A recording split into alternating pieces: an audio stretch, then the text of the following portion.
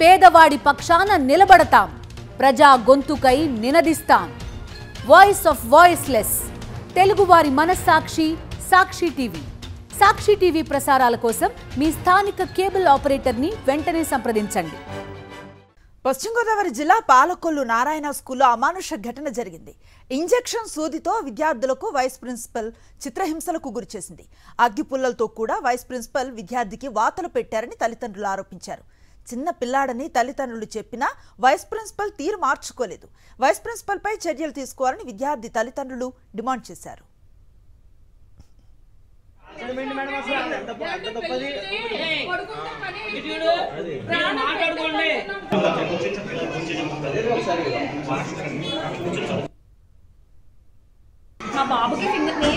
మా బాబుకి finger grip లేదు, సో రాయలేడు. ఎప్పుడు కూడా మేము కంప్లైంట్ చేయలేం, మా బాబుకి రావట్లేదని కానీ ఒక కూడా చేయలేం.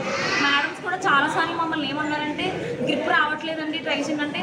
గ్రిప్ రాకపోయినా పర్వాలేదు మేడం, చిన్న వయసు వాడిది, పర్వాలేదు, వాడు అన్నం తిన్నది కావాలి మాకు, మీరు కొట్టద్దు మమ్మల్ని మా బాబుని అని చెప్పారు.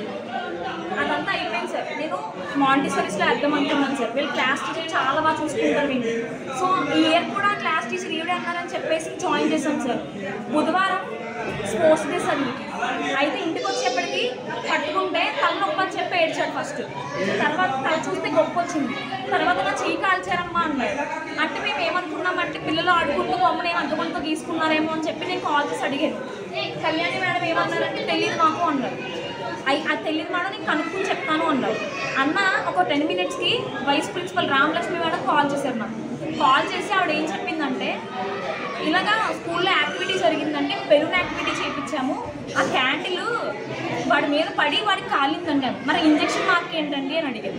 ఇంజక్షన్ మార్క్ ఏంటంటే ఒక పిల్లవాడు వాళ్ళ మమ్మీ నర్స్ అంట, వాళ్ళు ఇంజక్షన్ తీసుకొచ్చారు, అది బ్యాగ్లో ఉంది అంతే మేడం, ఏమీ లేదు మేడం. డాక్టర్స్ దగ్గర వచ్చిన కిట్ తీసుకొచ్చారు, దాంతో ఇంజక్షన్ చేయించాం. డాక్టర్స్ జరిగి చాలా రోజులు అయిందండి. యాక్టివిటీ అన్నారు.